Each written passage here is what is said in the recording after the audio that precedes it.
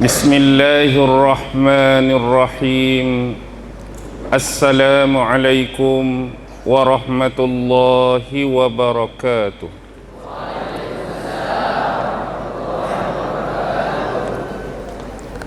الحمد لله رب العالمين، وبه نستعين على أمور الدنيا والدين، والصلاة والسلام على أشرف الأنبياء والمرسلين وعلى آله وصحبه أجمعين. سبحانك لا علم لنا إلا ما علمتنا إنك أنت العليم الحكيم. قال رب اشرح لي صدري ويسر لي أمري واحلل عقدة من لساني يفقه قولي. اللهم يسر ولا تعسر. اللهم صل على سيدنا محمد وعلى آله وصحبه وسلم، ولا حول ولا قوة إلا بالله العلي العظيم. أما بعد. Alhamdulillah, terima kasih kepada pihak MRSM Transkrian kerana pada malam ini sudi untuk menjemput saya memberikan kuliah ataupun ceramah. Sebab dia tulis dakwah santai, tajuk tak ada. Hampa nak tajuk apa? Tajuk Palestin Israel. Baik. Lani tengah panas, lani tengah hangat isu Palestin Israel. Yang tu kita letak tepi, Ustaz.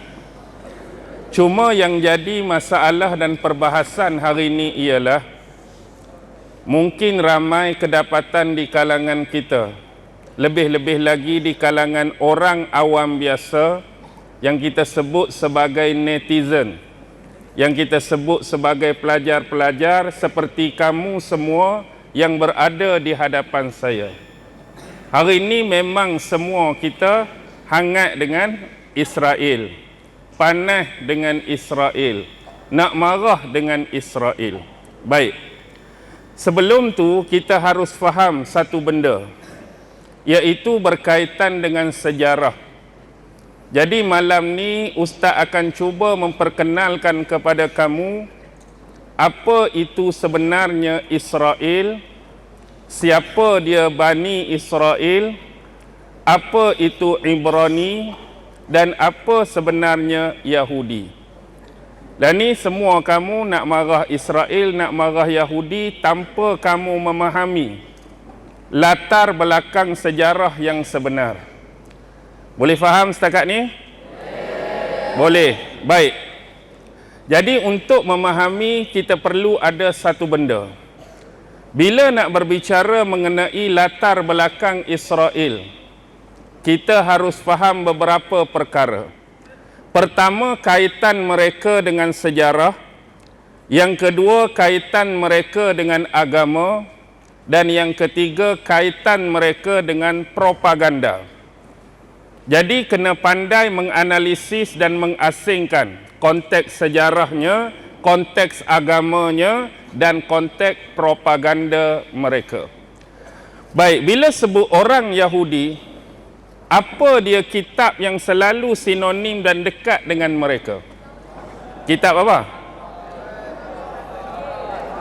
Kitab Injil, Injil Nasrani. Yahudi, Taurat. Baik. Izinkan Ustaz berdiri, tak apa? Sebab Ustaz nak tulis, nak suruh kamu faham yang sebenar. Pertama sekali ialah sebagaimana yang Ustaz sebut, nombor satu tadi apa dia? Israel. Yang kedua, Bani Israel. Yang ketiga, Ibrani. Pernah dengar perkataan ni? Dan yang keempat ialah Yahudi. Okey. Pertama, bila ustaz tanya kamu apa kitab yang terkait dan sinonim dengan Yahudi, kamu sebut apa tadi? Taurat. Ya. Taurat diturunkan oleh Allah kepada Nabi Daud, Nabi Isa, Nabi Musa. Baik. Sebelum kita melanjutkan, bila sebut berkaitan dengan sejarah, ada dua frasa yang kamu perlu fahami. Sebab inilah yang menjadi pegangan ustaz bila berbicara mengenai sejarah. Ringkas dan mudah difahami. Sejarah yang benar tidak semestinya rasmi, dan sejarah yang rasmi tidak semestinya benar. Ingat, dua frasa yang cukup mudah. Sejarah yang benar tidak semestinya rasmi, dan sejarah yang rasmi tidak semestinya benar. Baik. Bila sebut tentang Taurat, Taurat ni dalam sejarah ada yang menyebut Taurat Musa, ada yang menyebut Taurat 5, dan ada yang menyebut dengan nama Pentateuch.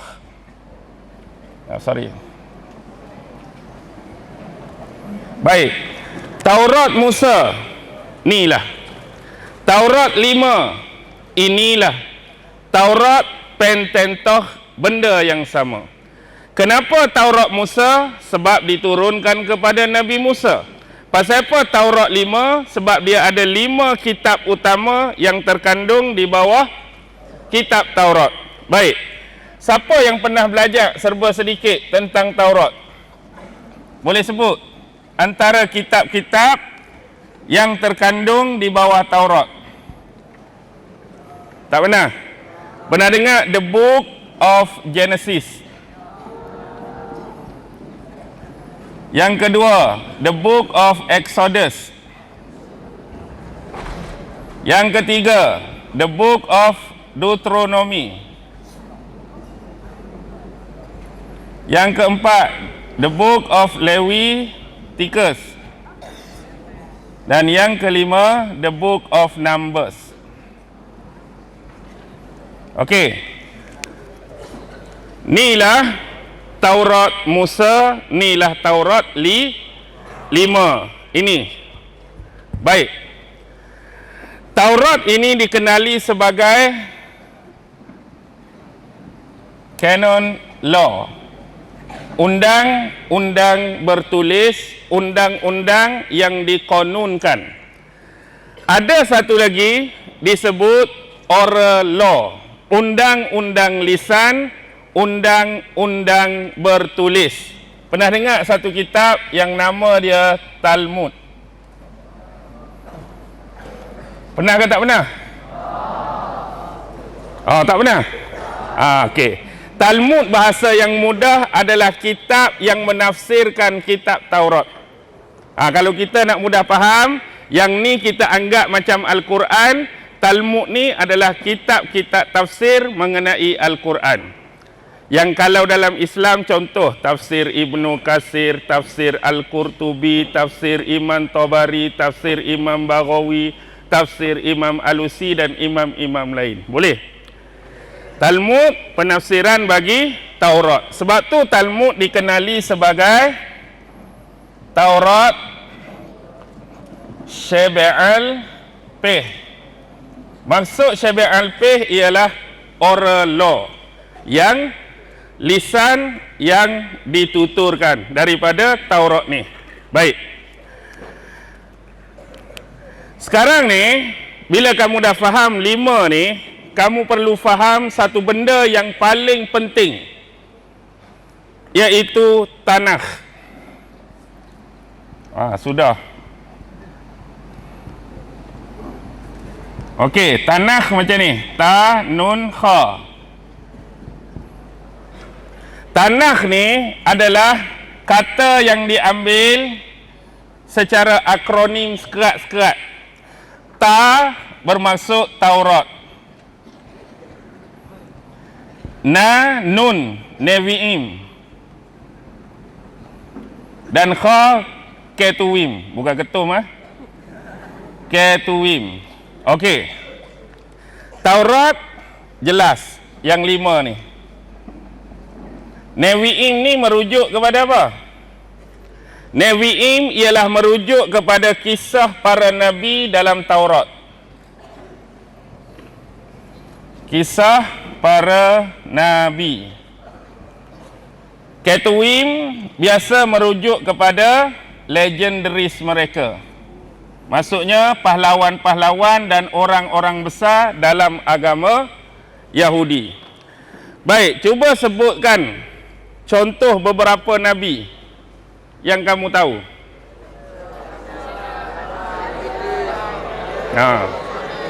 Tu nabi yang 25. Baik. Nevi'im sebenarnya ialah pecah dua. Ada Nevi'im Rishonim, ada Nevi'im Aharonim. Banyak kamu dengar istilah baru malam ni. Baik. Rishonim berkaitan dengan 4 nabi yang paling awal. Agak-agak nabi apa? Adam duduk sini lagi, Genesis. Nabi-nabi Bani Israel. Nombor 1 ialah nabi yang bawa Bani Israel berjaya masuk dalam bumi Palestin. Apa nama nabi tu? Apa nama nabi tu? Yusuf. Musa meninggal sebelum masuk dalam bumi Palestin lagi. Yusuf daripada Palestin masuk ke Mesir. Nabi Daud terkedian lagi. Siapa dalam surah Al-Kahfi pembantu Nabi Musa yang tolong bawa ikan? Sewaktu dia nak pergi belajar dengan Nabi Khidir. Dalam surah Kahfi kan Nabi Musa nak pergi belajar dengan Nabi Khidir.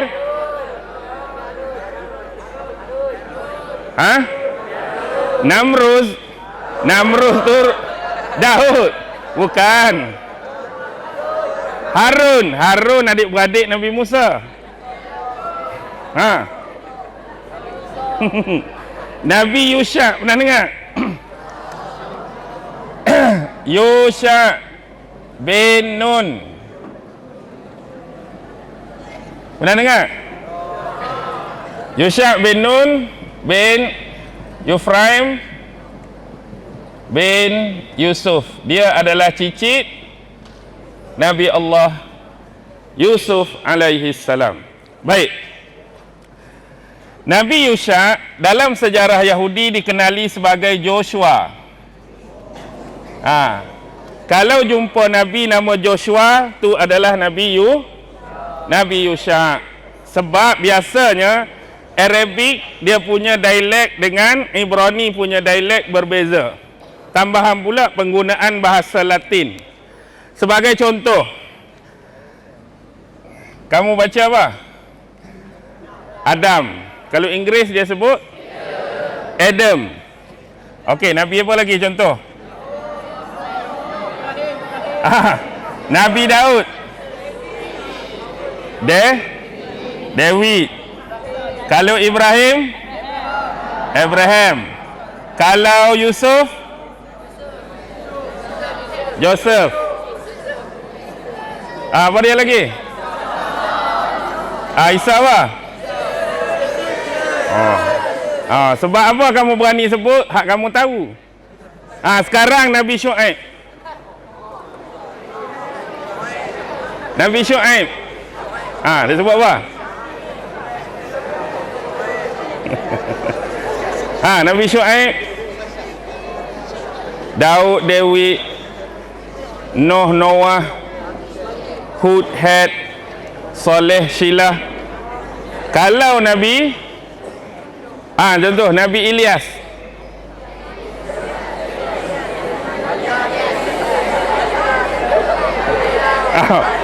Kalau Arab Ilyas, Kalau itu Ilyas. Elijah.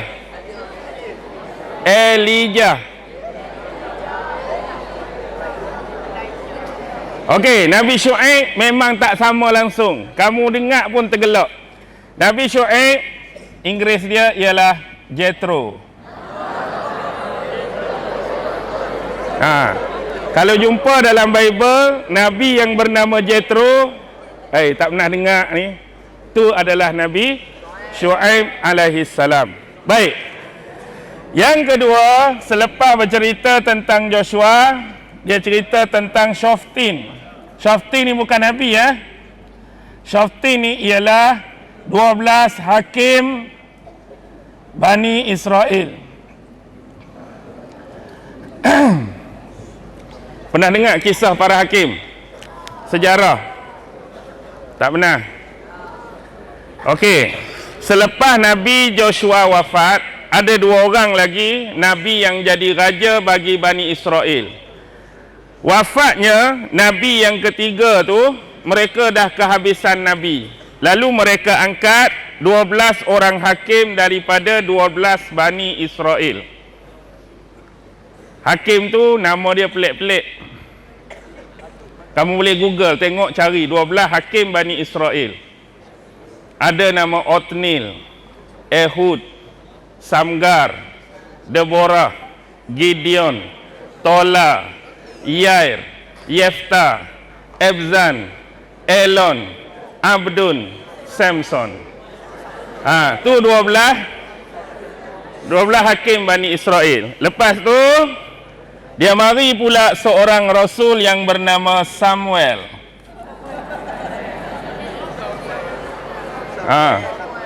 Samuel.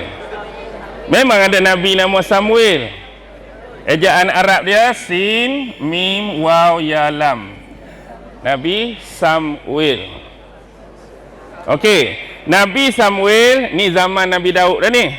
Kemudian yang terakhir ialah Malakhim. Malakhim bermaksud raja-raja. Bermula Nabi Daud, Nabi Sulaiman dan raja-raja Bani Israel sepanjang sejarah. Seterusnya Aharonim ni 4 bahagian. 1, 2, 3, 4. 3 yang pertama ni semua Nabi ni bermula dengan huruf Y. Sebab tu disebut 3Y. Pernah dengar Nabi? Nabi apa? Agak-agak.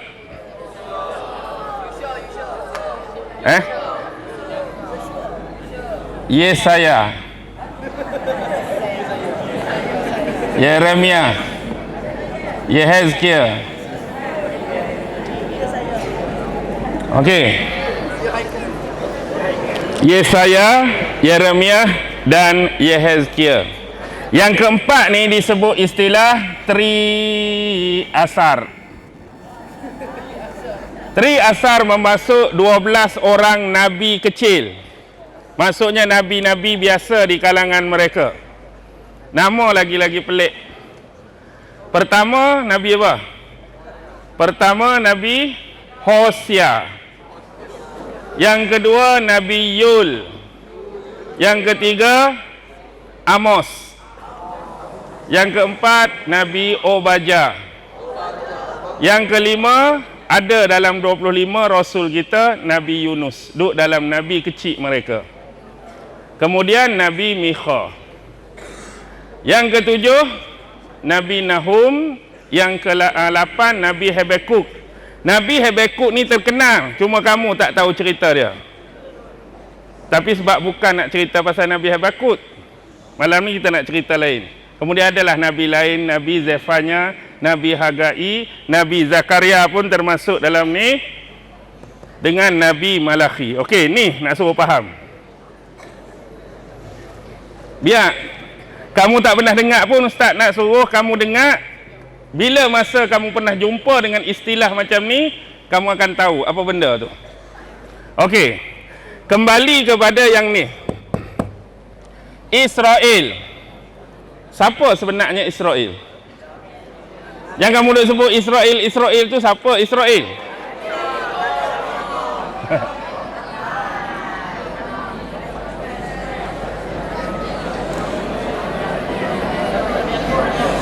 Siapa Israel? Yes. Israel ialah Nabi Allah Yaqub alaihi salam. Baik. Bapa kepada segala Nabi Ibrahim. Isteri pertama Ibrahim siapa? Sarah. Sarah. Isteri kedua Hajar. Isteri ketiga? Hah? Ada isteri ketiga tak? Pernah dengar tak nama perempuan yang nama dia Kontura?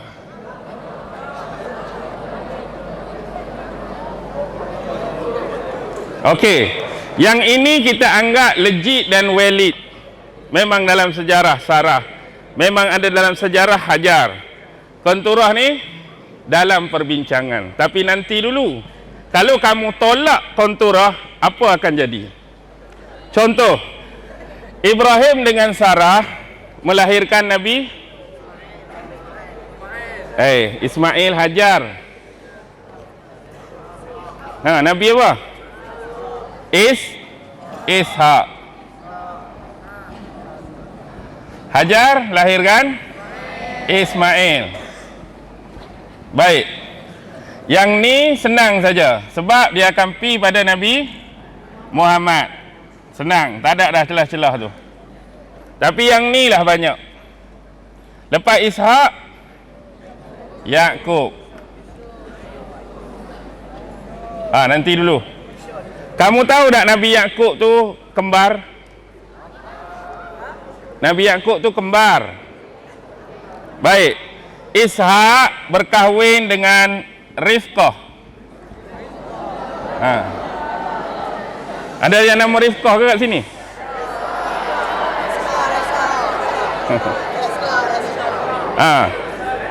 Rifqah ni bahasa Arab dan bahasa Ibrani. Kalau bahasa Inggeris, Rifqah ni dia jadi apa? Hang reka-reka lah. Rifqah agak-agak jadi apa? Rifqah Inggeris dia ialah Rebecca. Apa Rifki, Rifqah? Rebecca. Baik. Nabi Ishak dan Rifqah kahwin, anak kembar. Yang sulung tu nama Esau. Atau bahasa Arab disebut Aish. Ni abang sulung Nabi Yaqub. Nabi Yaqub tu adik kembar kepada Aish. Aish ni yang digelar sebagai Abu Rum, bapa segala keturunan Rum. Ni. Keturunan Rum datang daripada Aish ni. Manakala Yaqub akan melahirkan keturunan Bani Israel. Dari mana Yaqub dapat gelaran Israel? Dah nama dia Yaqub. Baik. Dalam the book of Genesis tadi yang pertama, pasal 32 ayat 28. Dalam tu menyebut dahulu dalam Taurat lah ni. Sebenarnya Nabi Allah Ishak dia nak memberkati Aish. Dia layak untuk jadi penerus seterusnya sebab dia abang yang sulung.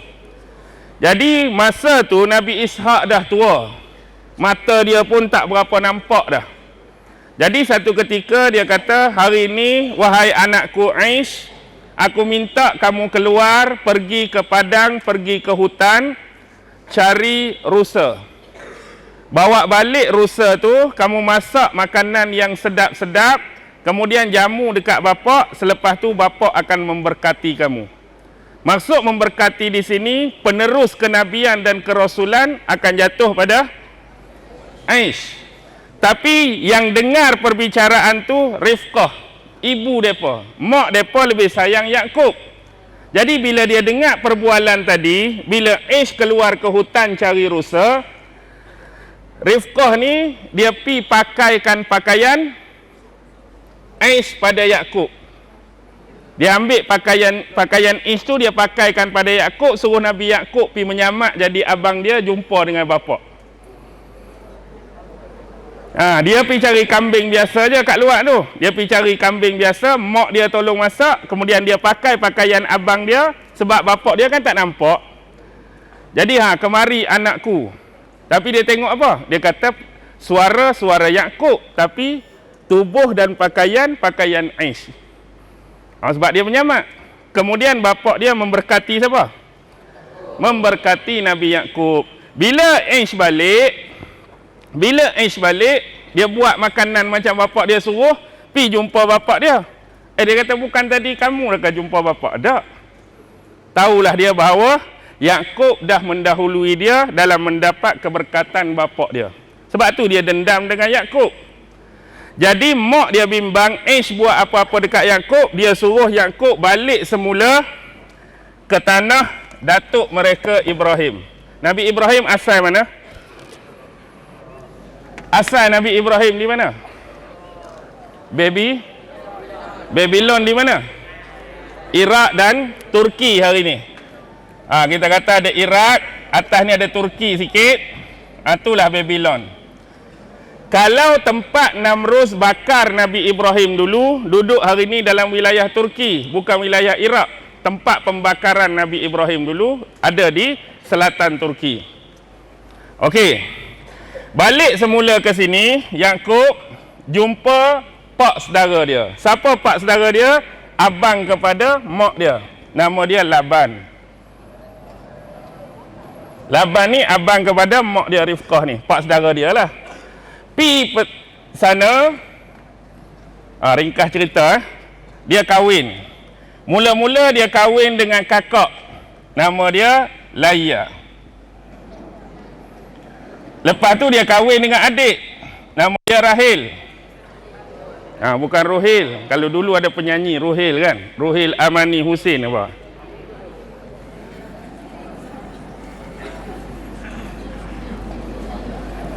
Okey. Kamu tak rasa pelik ke? Ada rasa pelik tak datang sini? Apa dia yang pelik? Kahwin adik-beradik. Syariat pada masa tu membenarkan perkahwinan adik-beradik serentak, tak jadi masalah.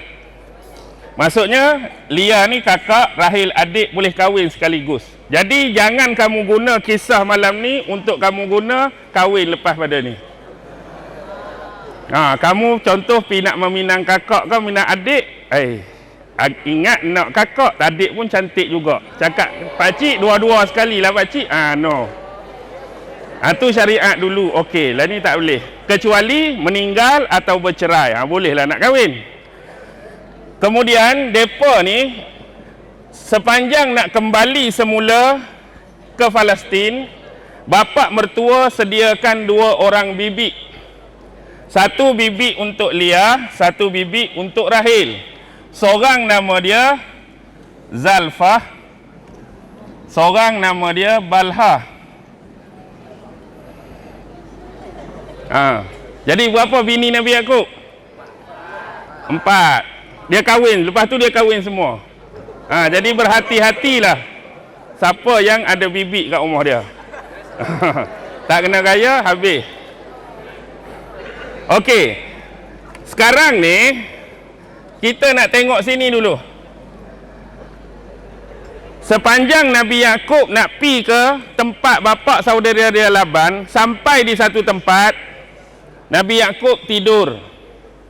Dan malam tu dia bermimpi, dalam tidur dia tengok malaikat turun ke bumi, ada yang malaikat daripada bumi naik ke langit. Tiba-tiba bila dia sedar, sebelum subuh sikit, ada seorang lelaki sedang berdekatan dengan dia. Dalam sejarah mereka, lelaki itu ialah Tuhan Yahweh. Tuhan lah menyerupai lelaki. Kemudian lelaki itu ajak dia bergusti.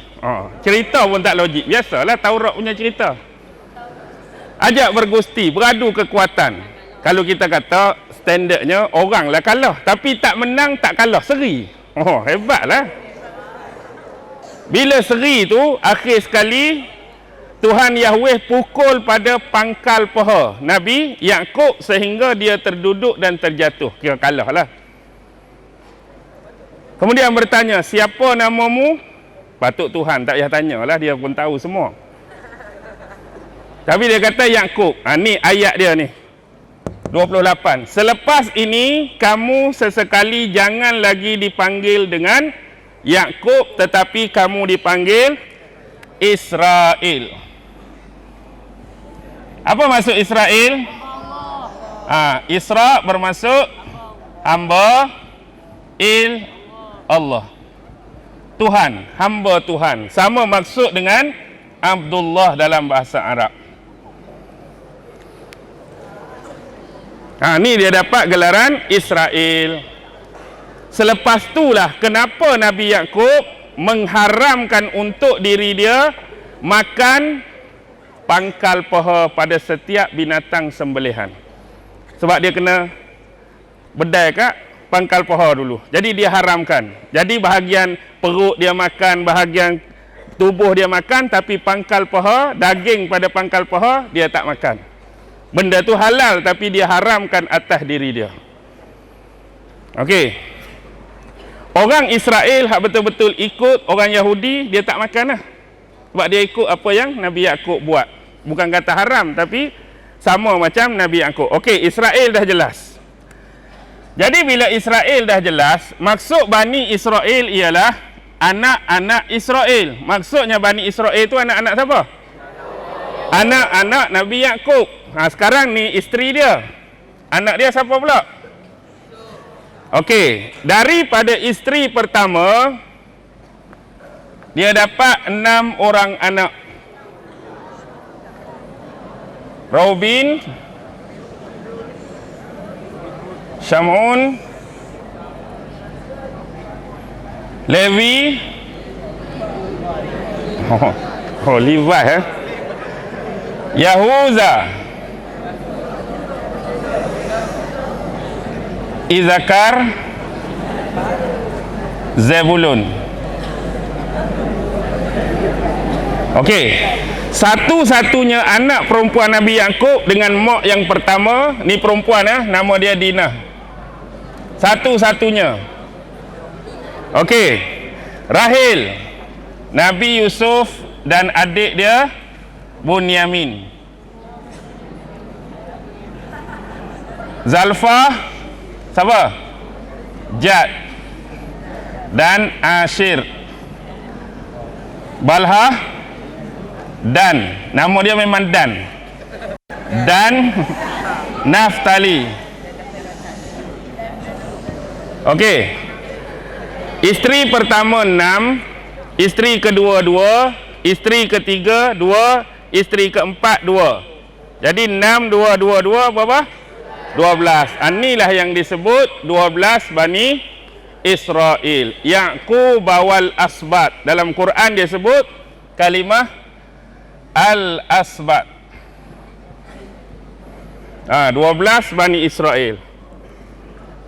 Okey, selesai dah sini. Sekarang konturah tadi. Kita selit. Pasal apa? Ini masih dalam perbincangan. Kalau kamu tolak ini, nasab salah seorang rasul akan hilang. Agak-agak siapa nak main kot ni? Yang tadi, Jethro. Siapa Jethro? Nabi Syuaib. Sebab Syuaib bin Mikail bin Yasjur bin Median. Median ialah anak kenturah dengan Ibrahim. Kamu tolak kenturah, nasab Syuaib akan hilang. Okey, jelas? Okey. Jadi Syuaib, sini Muhammad, hak lain-lain semua duduk mana? Duduk sinilah. Lepas Nabi Yakub, Nabi apa? Test sikit, Nabi Yusuf. Lepas Nabi Yusuf, Ayub. Lepas Ayub, anak Nabi Ayub siapa? Anak Nabi Ayub, Nabi juga siapa? Anak Nabi Ayub, Zulkifli. Okey, lepas tu okey, sebelum tu anak saudara Nabi Ibrahim. Anak saudara Nabi Ibrahim, Nabi apa? Dia keluar daripada Babylon dulu, berhijrah ke Palestin dengan anak saudara dia, juga seorang Nabi. Nabi apa?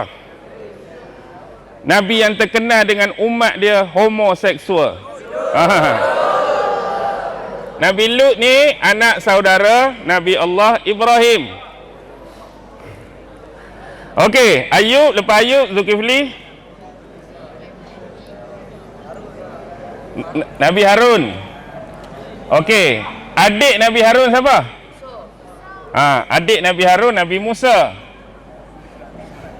Lagi?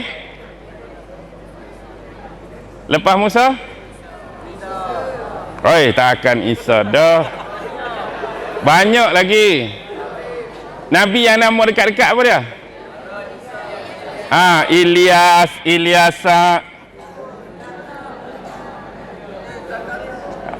Apa lagi? Yunus, Zakaria, Yahya, Isa. Okey.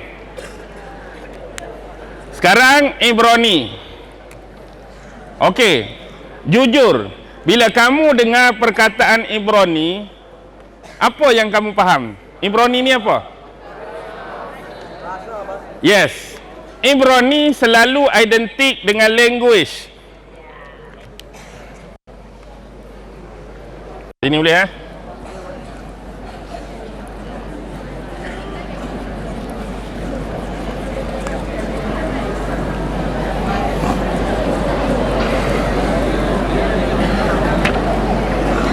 Asal Ibrani ni ialah ni kalimah asal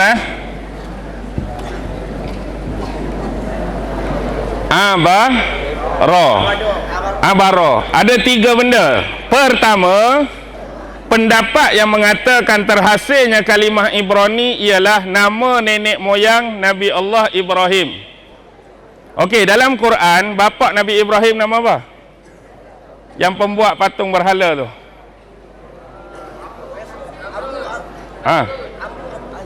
Azar, yes. Ibrahim bin Azar, ataupun ada riwayat sebut Tirah.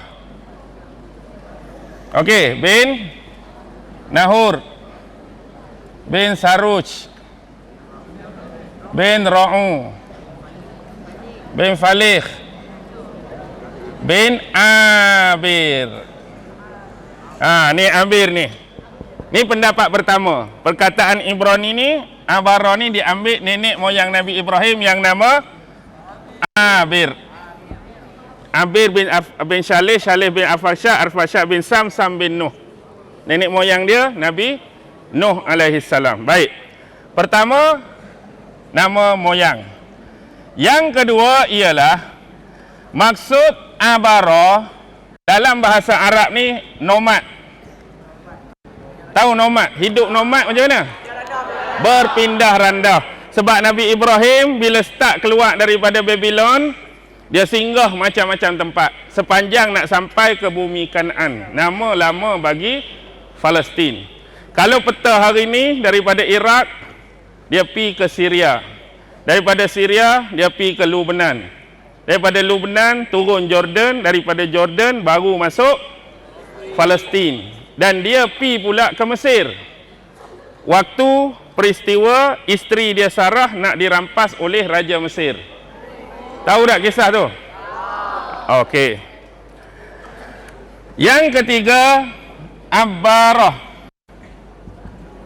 Bukan ibarat Abbarah dalam bahasa Arab bermaksud krus. Dalam bahasa Arab krus. Dalam bahasa Inggeris, krus, tahu krus? Apa dia krus? Yang perempuan sebut Tom Cruise. Cruise ni ferry lah, macam ferry, kapak besar. Kalau sampan kita panggil safinah. Safinah tu Ada nama Safinah? Ha. Safinah tu sampan, sampan kecil. Kolej, tu sampan. Bukan kolej cawan tu, ada satu sampan yang jenis kita panggil kolej. Tapi kalau abarah ni jenis kapal besar, macam krus, kapal-kapal besar, feri. Sebab apa? Sebab Nabi Ibrahim dikatakan manusia pertama yang menggunakan kapal ni merentasi sungai Tigris dan Dajlah. Tigris dan Dajlah ni sungai apa? Yufrit dan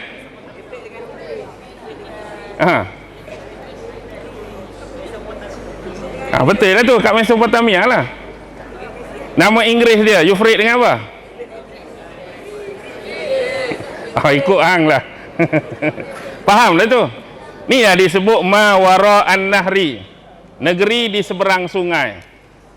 Faham maksud negeri di seberang sungai? Biasanya negeri di seberang sungai ni yang banyak belakang tu tan. Uzbekistan, Kazakhstan, apa jenis tan tu? Tu disebut negara Mawara An-Nahri, negeri di belakang sungai. Ikutlah apa tan. Okey, ni terhasilnya kalimah Ibrani. Lama kelamaan Ibrani tu lebih identik dengan language. Sebab apa? Sebab kitab Taurat diturunkan dalam bahasa Ibrani ataupun hampir-hampir mirip Aramaik kuno.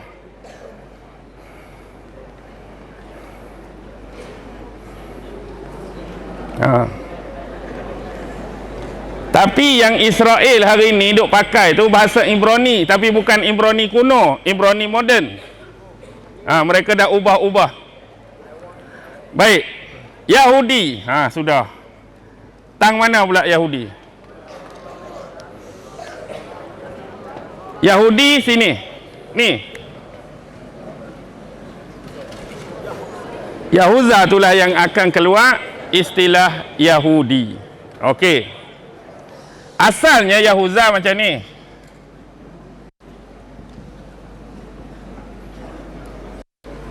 Bila mereka ada kerajaan dan datangnya orang-orang luar yang lidah mereka tak boleh sebut huruf zal, asalnya Yahuza. Bila mereka sebut tak bunyi zal, dia bunyi hilang titik. Yehuda. Di sinilah bermulanya perkataan Yahudi. Jadi Yahudi tu bukan merujuk kepada semua ni. Hak lain sebelah tu Bani Israel. Yahudi hanya sini. Okey, tapi dia ada kisah panjang. Pukul berapa dah?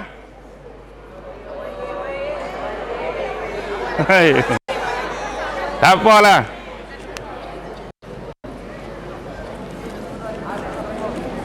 Esok sekolah tak? Esok sekolah? Ustaz pun sekolah juga. Tak apa, sikit lagi. Okey. Ustaz ringkaskan cerita. Kita ambil zaman Nabi Sulaiman. Nabi Daud. Lepas Nabi Daud, anak dia Nabi? Anak Nabi Daud? Sulaiman. Yang selalu terkenal dengan King Solomon Mine. Sebab dia kaya raya, tapi bila dia wafat, ke mana hilang semua kekayaan dan harta dia? Tak ada siapa tahu, tak ada siapa jumpa. Yang kamu duk cari harta? Harta korun. Harta korun yang kamu cari tu, bukan harta Nabi Sulaiman.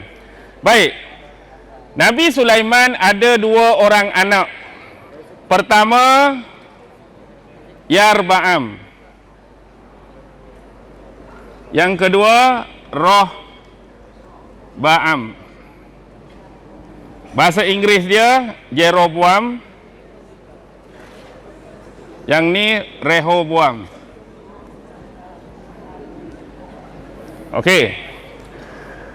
Yang ini Yarba'am ni zaman Nabi Sulaiman Dia jadi komander di salah satu benteng yang penting. Benteng ni sama macam air minuman kegemaran kita hari ni. Iaitu benteng Milo. Tapi dia ada L2 lah. Benteng tu nama Milo. Tapi dia ni jenis penakut. Bila dia penakut, sepanjang patut kena jaga benteng, dia pi ke negeri Mesir. Dia berselindung di bawah Fir'aun yang bernama Syikah.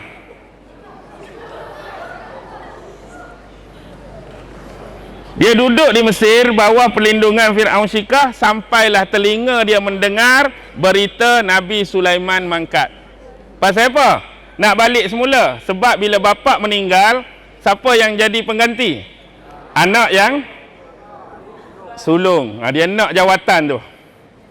Tapi Roboam lebih disukai. Akhirnya terjadi perang saudara. Bila jadi perang saudara, asalnya kerajaan besar di Palestin tu sudah berpecah dua. Sila buat. Satu disebut Israel Utara sebab belah atas. Yang ni disebut Judah Selatan. Okey. Kita ada berapa Bani Israel? Ada 12. Senang saja. Yang Judah Selatan hanya 2 yang sokong. Yahuza, Bunyamin. Okey. Tolak Yahuza, tolak Bunyamin. 10 lagi, semua sokong yang atas ni. Jadi, Yarbaam pegang Israel Utara, Rohbaam pegang Judah Selatan. Dia jadi macam adik-beradik bergaduh. Bergaduh tanah peninggalan Nabi Sulaiman. Jadi masing-masing ada kerajaan sendiri. Satu masa mereka pernah berperang. Sebab mereka ada 10, mereka hantar 800,000 tentera lawan dengan Judah 400,000. Sekali ganda. Tapi sebab sikap Jeroboam yang tidak disukai, akhirnya 500,000 mati. Yang ni menang. Jadi bila ramai mati, kerajaan mereka lemah. 722 sebelum Masihi. Sebelah ni, Syria sekarang ada satu kerajaan yang besar dan hebat, Assyrian Empire.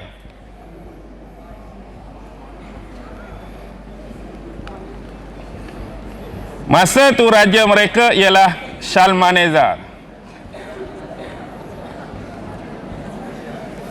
Raja Shalmaneser melihat kelemahan ni, 722 sebelum Masihi, dia serang Israel Utara yang menyebabkan hancur habis dan terkena tagline dalam sejarah 10 Lost Tribes of Israel. Seolah-olah habis, tak tahu pi mana saki-baki keturunan 10 tu. Mungkin ada, tapi mungkin dah diaspora. Faham maksud diaspora? Maksudnya mereka keluar, mengucil ke tempat-tempat lain, menyelamatkan diri mereka. Lepas tu yang ni kekal. Asalnya nama dia Judah, Yahuza, Yahudi itulah. Masa orang pi sini lah, orang tak boleh nak sebut tadi tu. Yahuza. Lidah setengah orang, Yahuda. Jadi lekat Yahudi. Jadi selepas tu, mana-mana yang duduk di sini, termasuk 10 yang hilang ni, kalau mari ke sini pun, mereka tetap digelar Yahudi dah. Sebab kerajaan ni kekal. Jadi hak 10 lagi pun bila mari hilang dah watak-watak ni. Mereka tetap dikenali sebagai orang Yahudi. Bukan bermaksud Yahuza tu, tapi kerajaan ni dikenali sebagai kerajaan Judah, Yahudi. Mana-mana keturunan dia pun dah dikira sebagai orang Yahudi. Okey. Ni bila pula hancur? 586 sebelum Masihi.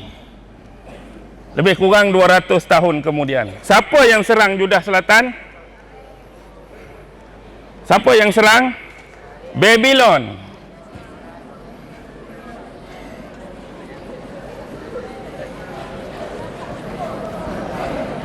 Zaman Nabi Ibrahim, Babylon ni ada Namrud, jahat. Yang serang sini 586 adalah yang jahat kedua dari Babylon, lebih kurang Namrus. Siapa agak-agak? Raja Nebuchadnezzar.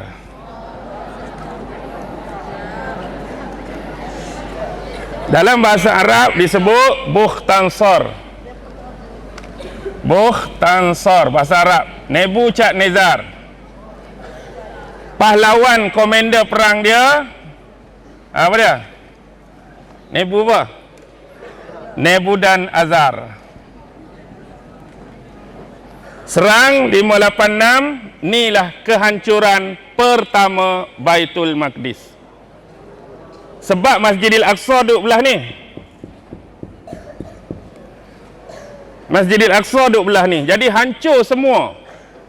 Tak ada dah. Apa yang kamu tengok hari ni selepas pembantaian 586, kalau ada bangunan pun bangunan yang baru naik semula. Bukan hak asal. Hak asal semua habis. Cuma tinggal satu tempat saja. Agak-agak di mana? Satu tu je memang hak asal sejak dulu.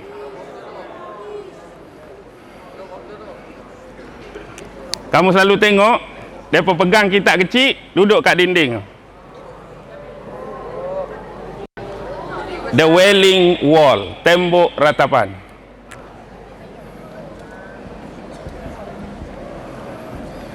Wailing Wall, tembok ratapan, tempat Nabi tambak apa dulu? Tempat Nabi tambak buruk sebelum Mi'raj tu. Itulah tembok ratapan. Hari ni mereka tukar tembok ratapan ke mana? Ke wall FB anda. Di situlah anda meratap. Cerita macam-macam. Hari ni aku lapar, hari ni aku minum kopi ais, hari ni aku putus cinta. Anda meratap di mana? Di wall FB anda. Mereka meratap kat sini. Faham Okey. Kemudian siapa yang bantu bebaskan mereka? Kalaulah kita kata Babylon tu hari ni, peta hari ni adalah Iraq. Sebelah Iraq ada negara apa? Sebelah Iraq Turki, atas ni Iran. Iran dulu terkenal dengan kerajaan Parsi. Zaman Nabi terkenal dengan kerajaan Parsi. Okey, zaman tu siapa raja yang hebat? Ni disebut dalam sejarah zaman Achaemenid. Inilah setengah pendapat mengatakan inilah Zulkarnain. Siapa dia? Cyrus the Great. Alexander the Great Yunani. Ni Cyrus the Great, Raja Achaemenid. Dia serang Nebukadnezar. Tadi Nebukadnezar serang depa. Depa serang ni kalah. Dan dia baik. Dan dia minta tawanan-tawanan Babylon. Ni tawanan-tawanan sini yang pi ke Babylon. Inilah tiga ni. Tiga Nabi ni kenapa penting bagi mereka? Waktu 586 ni kalah, Nabi tiga orang ni antara yang jadi tawanan kena pi ke Babylon. Kemudian balik semula. Cyrus kata, bina balik kerajaan kamu. Bina balik. Maka binalah. Bermula 538 sebelum Masihi. Siap 516. Berapa lama tu agak-agak? Ni kena serang, balik semula 538, baru start buat 516 siap semula. Adalah berapa tahun lebih kurang. Maka selepas tu apa jadi? Mari pula Alexander the Great.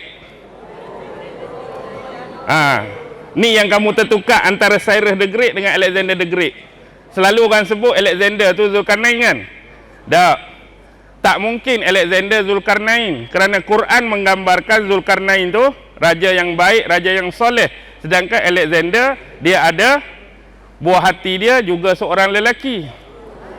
Alexander tu geng kunyit. Macam mana boleh? Zulkarnain, Alexander the Great. Jadi Alexander the Great masuk 300 lebih, dapat dekat Greek Hellenistic. Selepas Alexander, siapa pula masuk? Ni kita cerita pasal bumi Palestin. Lepas Alexander the Great, siapa masuk? Mesir pada masa tu bawah kerajaan siapa? Firaun dah habis dah. Firaun dah habis dah. Zaman Ptolemaic. Ptolemaic bermasuk nama orang Ptolemy. Dah dengar Ptolemy? Ptolemy ni nama orang, zaman keturunan dia lah Ptolemaic. Ptolemaic ni zaman sejarah Cleopatra tu lah. Cleopatra bawah dinasti Ptolemaic ni lah. Cleopatra 1, Cleopatra 2 yang buat hubungan dengan Jeneral perang Rom, Julius Caesar tu. Tu baru sejarah. Serang pula sini. Dapat sekejap dekat Ptolemy. Kemudian mari pula Ptolemy ni bukan zaman Ptolemy. Zaman tu maharaja dia nama Maharaja Nero. Nero. Dulu Nero ni terkenal dengan apa? Terkenal dengan kopi CD kan? Ustaz tahu tak? Kita nak kopi CD dulu kan ada Nero tu. Nero. Tu nama dia lah, bukan nama ni. Lepas zaman Nero, zaman Sisiulit. Sisiulit ni Greek Hellenistic juga. Lepas ni lah, lepas zaman Sisiulit ni lah 168. Masa tu yang memerintah zaman Sisiulit ialah Antiochus Epiphanes.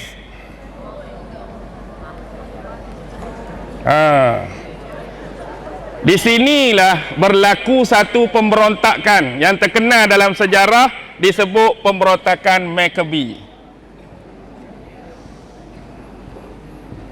Pernah dengar tak panggung wayang zaman dulu cerita pasal Macbeth? Macbeth, kisah siapa Macbeth ni? Siapa tu? Yang Inggeris tu? William Shakespeare. Dia adaptasi daripada peristiwa pemberontakan Maccabee lah. Siapa yang memberontak? Orang-orang Yahudi memberontak terhadap zaman Seleucid ni. Ni di bawah Antiochus Epiphanes. Mereka menang. Di sinilah timbulnya sejarah perayaan Hanukkah. Tahu tak Hanukkah tu apa? Hanukkah tu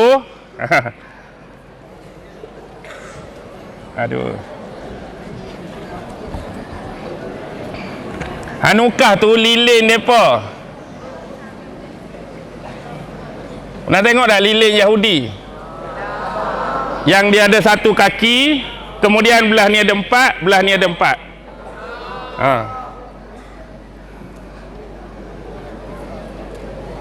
Okey, apa cerita di sebalik perayaan Hanukkah, pesta cahaya? Baik. Asalnya selepas mereka memenangi pemberontakan Maccabee, mereka tengok banyak rumah ibadat, kuil ibadat rosak musnah. Akhirnya mereka jumpa satu rumah ibadat. Bila jumpa mereka bersihkan. Bersih-bersih sampai menjelang malam. Bila malam mesti gelap ke cerah? Gelap. Akhirnya mereka menjumpai satu pelita. Satu pelita. Jadi sumber kepada pelita, macam nenek moyang kita dulu buat pelita untuk hidupkan api tu pakai minyak tanah. Jadi mereka tengok pada kuantiti minyak tu, kalau pasang ni cukup untuk satu malam saja. Maksudnya tengok ada satu pelita, tengok kuantiti minyak tu, kalau kita pasang sepanjang malam ni, satu malam habis.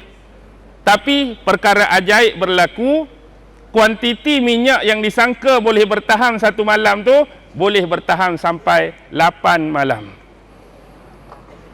Pelik Jadi atas dasar kemenangan peristiwa Maccabee, jadi pelik benda tu pula. Sebab itulah mereka create perayaan Hanukkah ni, pesta cahaya ni.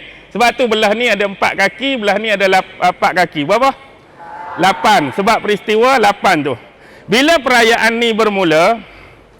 Perayaan ni bermula ialah pada hari yang ke-6 bulan Sivan.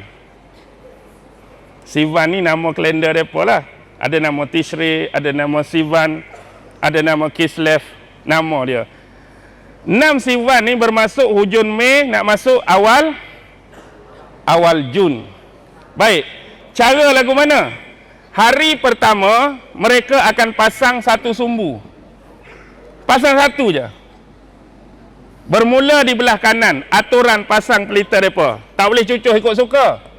Bukanlah hari perayaan tu cucuh 88, no. Hari pertama, malam pertama cucuh satu je. Sampai lilin ni habis. Hari yang kedua, pasang balik lilin pertama, gantilah. Kena pasang dua. Habis dua ni, malam kedua, bubuh lilin baru, kena pasang tiga. Begitulah aturan dia sampai 8 malam. Mengingat peristiwa Maccabee, peristiwa tadi. Ini disebut perayaan Hanukkah. Apa lagi perayaan besar dalam Yahudi yang kamu tahu? Hai, Christmas, tak ada kena-mengena. Okey, antaranya ialah Rosh Hashanah. Rosh Hashanah mudah bahasa tahun baru. Macam tahun baru Cina. Tahun baru bagi Yahudi, Rosh Hashanah. Yang kedua, dia panggil Yom Kippur. Yom Kippur. Yom Kippur bermaksud hari kifarat dosa. Pada hari itu mereka buat apa? Mereka berpuasa wajib. Orang Yahudi dalam setahun ada 6 kali puasa wajib. Salah satu yang wajib paling penting hari Yom Kippur. Hari itu puasa, malam tu menyatakan kesalahan yang pernah dibuat sepanjang tahun tersebut. Dengan kata lain, kewajipan mereka hari itu dua benda. Satu puasa, yang kedua bertaubat. Maksudnya nyatakan, tahun ni aku buat jahat tu, aku buat salah ni, aku buat maksiat tu. Nyatakan kerendahan diri dan bertaubat kepada Allah. Hari itu disebut Yom Kippur. Ada yang disebut Passover ataupun Pesach. Ni hari meraihkan kemenangan Nabi Musa menyeberangi lautan sewaktu dikejar oleh Fir'aun dulu. Bila terselamat, mereka merayakan hari tersebut disebut Passover ataupun perayaan Pesach. Ada yang nama Syawut. Syawut ni sama macam kita hari Nuzulul Quran. Syawut ialah hari Nuzulul Taurat. Kita nuzul Quran berapa bulan? 17 Ramadan. Macam itulah depa ada perayaan nama Syawut, hari diturunkan Taurat. Ada lagi Hanukkah. Hanukkah mana? Tadilah. Peristiwa memperingati pemberontakan Maccabee tu. Ada lagi hal lain. Syawut, Hanukkah, apa lagi besar-besar? Tak apalah. Tu antara yang kamu perlu faham. Okey, kat mana kita tadi? Sampai di pemberontakan Maccabee.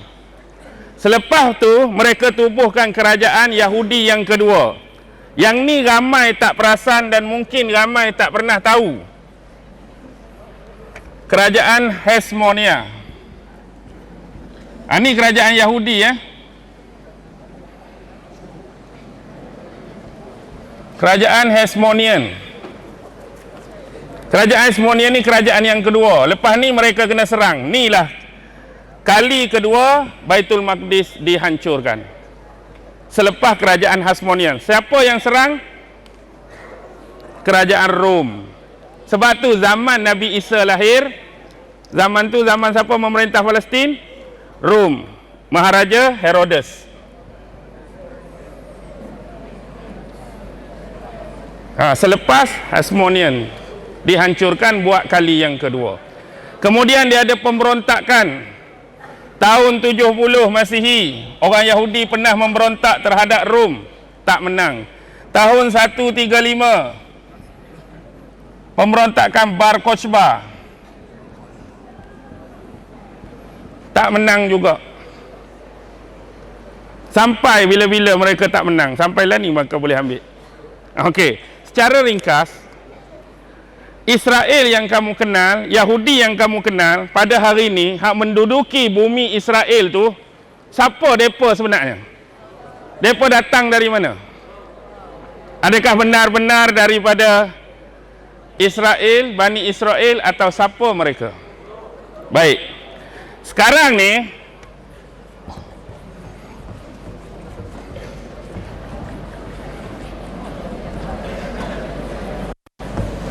Ustaz akan ceritakan jenis-jenis Yahudi yang ada dalam dunia sekarang. Pertama, paling ramai 80%. Pernah dengar Ashkenazi? Yahudi Ashkenazi. Diambil nama tempat Ashkenaz.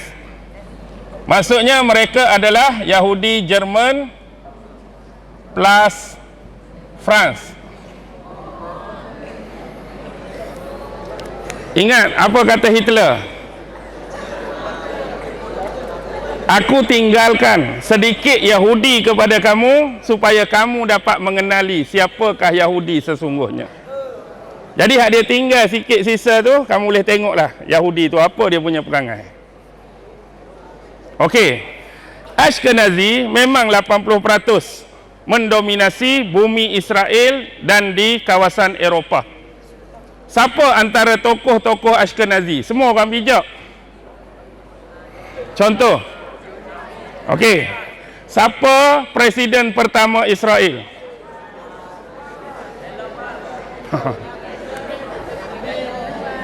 Chaim Weizmann. Ashkenazi. Perdana Menteri Israel yang pertama, David Ben-Gurion. Bahkan Benjamin Netanyahu hari ini pun Ashkenazi. Golda Meir, wanita hebat mereka, Ashkenazi. Siapa pengasas Google? Siapa pengasas Google? Google. Sergey Brin, Google. Yahudi Ashkenazi. Siapa pengasas Facebook?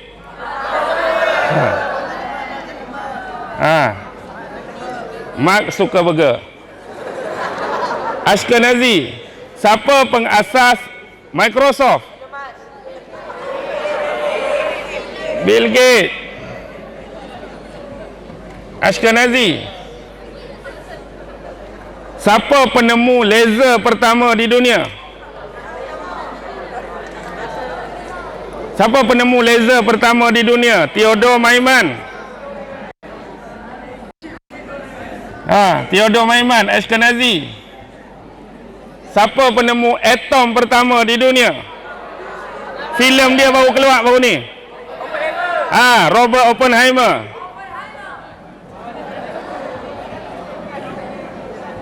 Ashkenazi. Siapa pencipta bom hidrogen pertama? Edward Taylor. Ashkenazi. Siapa pencipta ideologi komunis?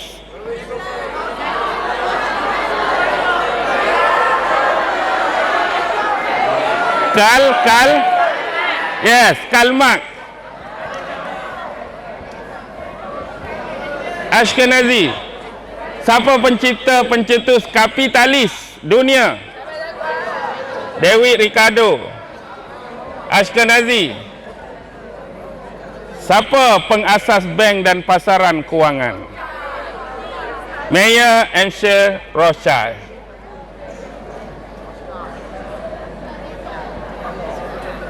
Semua ni Ashkenazi. Yang kamu kenal siapa? Wonder Woman, Gal Gadot, Ashkenazi. Natalie Portman, Ashkenazi.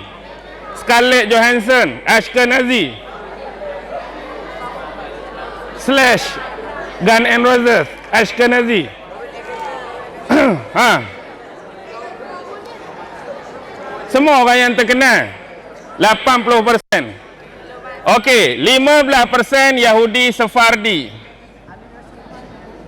Yahudi Sephardi ni ialah Yahudi daripada Spain. Biasanya dulu zaman Islam memerintah Andalusia. Bila Ratu Isabella dengan Raja Ferdinand suami dia menjatuhkan kerajaan Islam Granada sekali, maka yang jadi mangsa ialah orang Islam dan orang Yahudi. Jadi Yahudi ni banyak lari di utara Afrika dan Morocco. Jadi Yahudi yang tersisa tu disebut Sephardi. Banyak daripada Spain zaman Andalusia. Siapa yang terkenal? Widal Sassoon. Bukan Datuk Widal. Widal Sassoon ni shampoo ke kosmetik Pernah dengar? Widal Sassoon dulu warna merah ke apa? Siapa pernah dengar nama kosmetik ni, Widal Sassoon?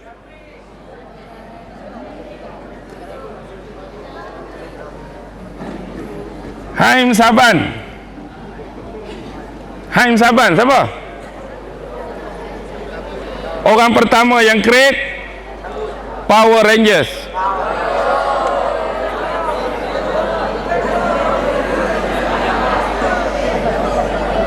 Henry Azaria. Henry Azaria siapa? Henry Azaria ialah suara di sebalik kartun The Simpsons.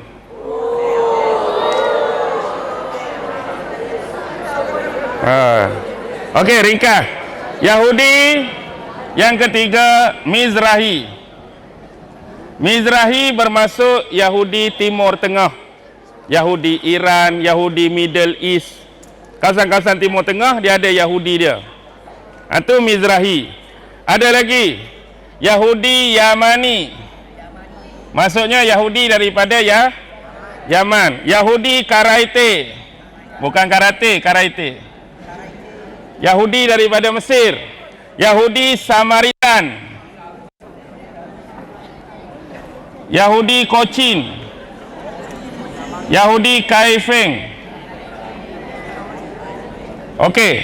Yahudi Cochin, Yahudi India. Yahudi Kaifeng, Yahudi Cina. Siapa Yahudi Kaifeng? Paling dekat dengan kita bekas Perdana Menteri Thailand, Thaksin Kaifeng. Dan saya sebut jelas, keluarga Lee hak bawah kita pun adalah Yahudi Kaifeng.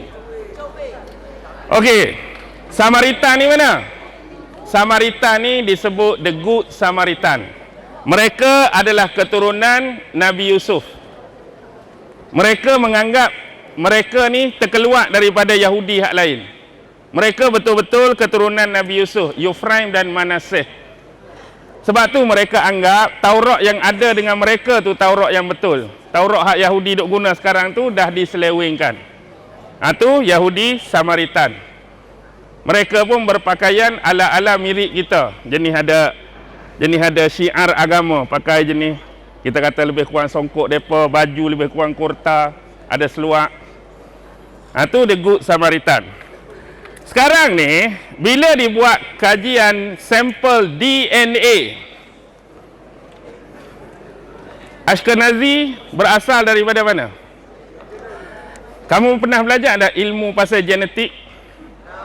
Okey. Bila dicek sampel Ashkenazi, 80 hingga 85% sampel DNA mereka disebut genetik homogenos. Genetik homogenos bermaksud genetik mereka sama seperti orang Poland, orang Rusia, Hungary, Australia dan Lithuania. Okey. Dan ada satu teori yang disebut Khazarian hypothesis. Pernah dengar tak kerajaan Khazarian 8 Masihi? Kerajaan Khazar ni terletak di antara Georgia, Armenia dan pergunungan Kaukasus. tempat Zulkarnain tembok Ya'juj Ma'juj dulu.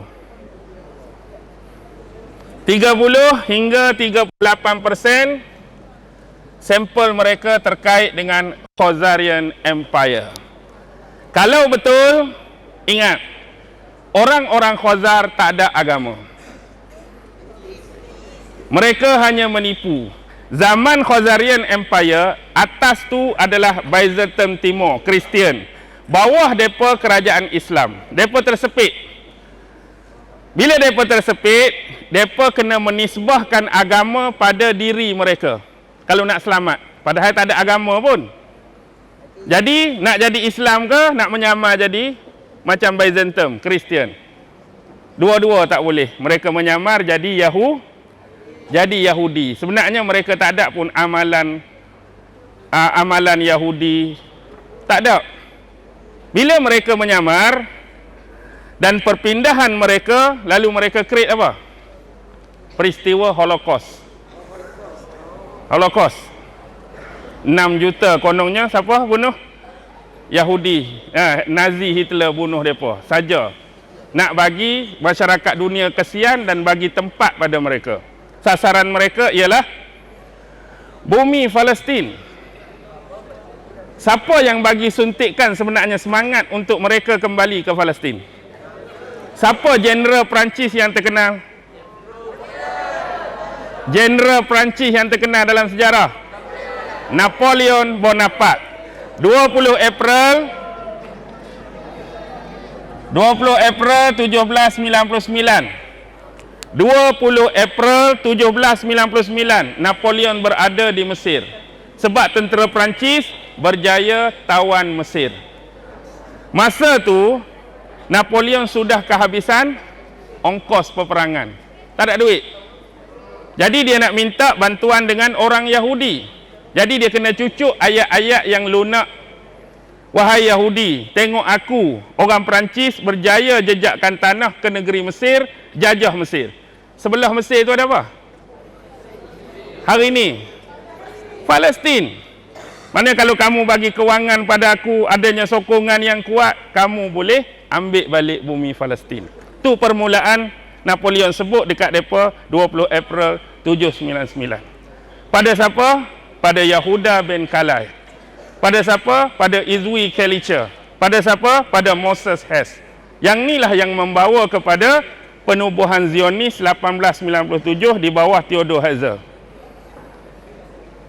Zionis pertama di mana? Di Basel, Switzerland. Daripada gerakan Zionis lah mereka merancang protokol Zionis mereka, protokol Yahudi mereka. Mereka create macam-macam. Antara yang paling besar yang mereka create ialah kalau siapa yang boleh pegang dan kawal dua benda ni, seolah-olah dia sedang mengawal dunia. Apa dia? Satu, bank dunia. Yang kedua, media massa. Siapa yang boleh pegang sistem keuangan dunia dan pegang media, seolah-olah dia dah boleh kuasai dunia. Dan melalui bank-bank Rothschild inilah mereka membina rangkaian. Dan hari ini saya sebut secara jelas, kita nak lawan siapa? Nak lawan Yahudi. Sedangkan secara tersirat, kalau kita boleh fikir, kita sedang lawan siapa hari-hari? Hari-hari ni sekarang kita sedang lawan siapa? Baik. Apa yang disebutkan dalam agama kita? Bersekongkol, menjalankan sistem dan bersama dengan riba, seolah-olah seperti berperang dengan siapa? Baik, takkan makan riba bersekongkol berperang dengan setan. Riba sama seperti berperang dengan Allah. Jadi hari ini kita nak lawan secara tersirat, nak suruh faham. Dan mereka doa. Baru habis Honda CR-V, dia keluar Honda WR-V pula.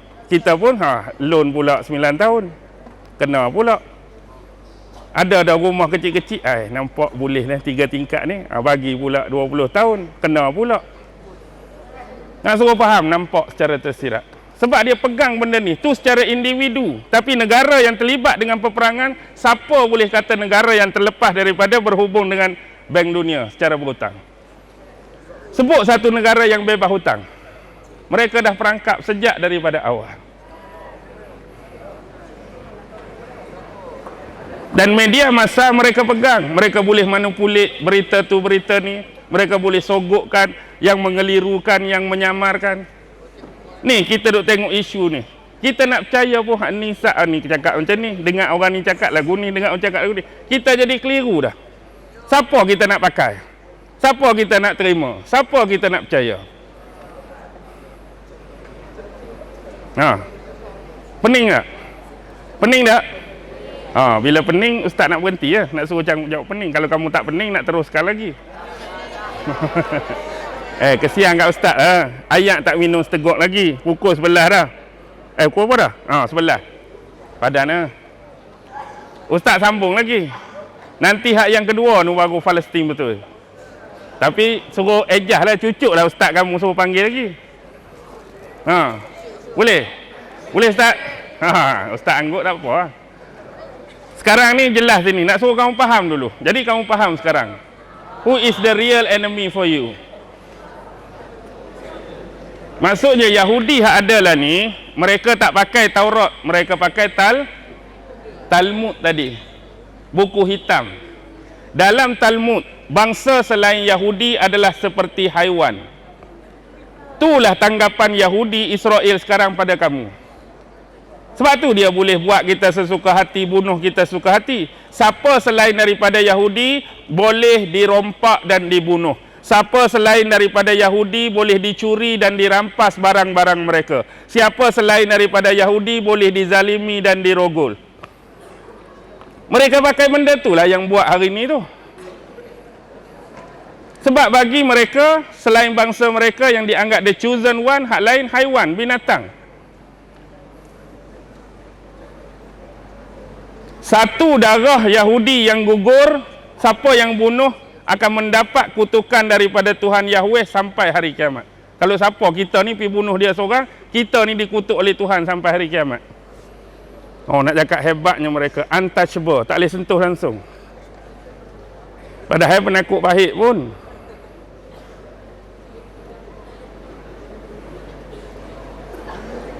Pasal apa? Inilah perlindungan di sebalik nama agama. Mereka tak ada agama pun. Tuan-tuan, tengok sikap mereka, perangai mereka, kriteria mereka. Boleh tak kita nak kata jenis orang yang beragama?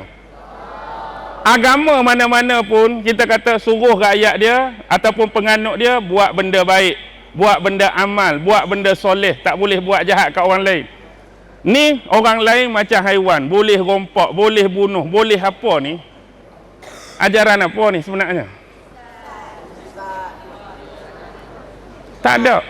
Jadi dia guna simbolik agama, guna bendera, guna logo Nabi Daud. Nak abak di sebalik tu. Guna logo Nabi Daud lah. Guna nama Israel lah. Takut guna nama syaitan Zionis, orang tak sokong pula. Jadi gunalah nama Israel. Nak suruh ada sokongan. Padahal sebenarnya ni Zionis. Kalau tuan-tuan nak tahu Yahudi yang baik sebenar, satu nama dia Haifa Israel, yang kedua Netzre Kartai. Biasanya dua ni pakai topi atau pakai kopiah bulat tu, pakai kot rambut jalin kot tepi. Yang selalu duduk kat tembok tu. Kalau tanya depa suka kat dengan Zionis hari ni? Depa pun benci. Depa pun tak suka. Dia kata tu teroris sebenar, tu penjahat. Kami lebih selesa dan aman di bawah orang-orang Islam dan pemerintahan Islam sejak dulu. Kami tak pernah ada masalah dengan orang Islam. Bila mari geng tu masuk 1948, habis. Dia bantai sampai hari ni, tak tahu nasib yang menimpa. Bayangkan manusia, kita bercakap tentang tamadun hari ni kan. Tamadun lah, teknologi lah. Bangsa apa yang dikatakan bertamadun dan berteknologi, sekat makanan, sekat minuman, sekat elektrik, sekat internet, sekat bekalan air bersih.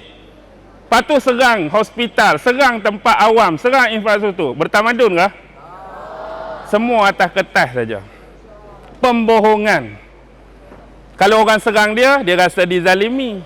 Dia serang orang, mempertahankan diri. Tai kucing punya. Oh, tak pernah ni saya guna perkataan macam ni. Tapi nak habaq sedih sangat. Tapi di mana suara-suara umat Islam? Kesatuan Islam, perpaduan Islam. Sampai dah tahap teruk dah ni. Dibantai habis-habisan. Esok tak tahu apa cerita. Yang saya tahu, esok saya nak pergi sekolah, saya kena berhenti ya. Boleh ya? Saya berhenti. Jadi mudah-mudahan ada sedikit manfaat untuk saya yang bercerita dan berbicara, dan ada faedah bersama malam ni untuk anak-anak sekalian. Jadi saya sudahi dengan lafaz yang mulia. Wabillahi taufiq wal hidayah. Wassalamualaikum warahmatullahi wabarakatuh.